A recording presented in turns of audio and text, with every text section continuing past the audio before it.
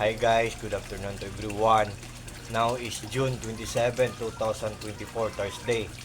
As you can see guys, andito ako ngayon sa koi fish pond ko at nilagyan ko ng sala ang submersible pump ko or water falls ko para double purpose, para malinis, for sure malinis talaga.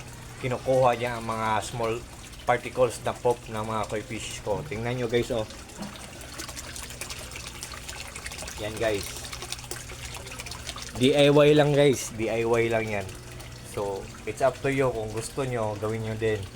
Pero guys, ang submersible pump ko guys, i-reveal ko guys, andyan sa yellow basket ko. Without further ado, just click with the yellow basket guys, at doon nyo makikita kung ano ang submersible pump ko, kung ano ang brand niya, kung ilang watts siya, at kung magkano ang price niya. Ang lakas niya guys, talagang hindi kayo maghihinayang, kasi walang masasayang dahil good talaga ang quality, mahina pang kumain ng kuryente, durable pa at affordable pa.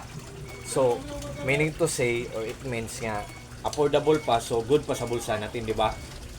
And likewise also good pa ang health ng mga fishes natin. So guys, just trust me, just click the yellow basket guys. And guys, this is my koi fish guys, oh.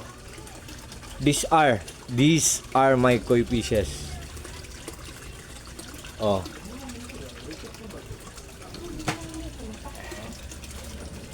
Yan ang koi fish pond ko. So, I think for this time hanggang dito muna lang tayo. At sa lahat mga TikTok friends ko, thank you so much and take care always. And always pray. So, guys, ito ang koi fish pond ko guys, oh.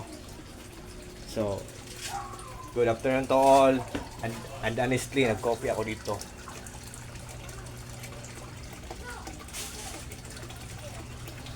Ang sarap talaga ng coffee guys, no?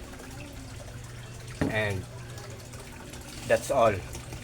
God the Father, God the Son, Lord Jesus Christ, and Mama Virgin Mary, I love you very much and thank you so much. Bye-bye, good afternoon, that's all.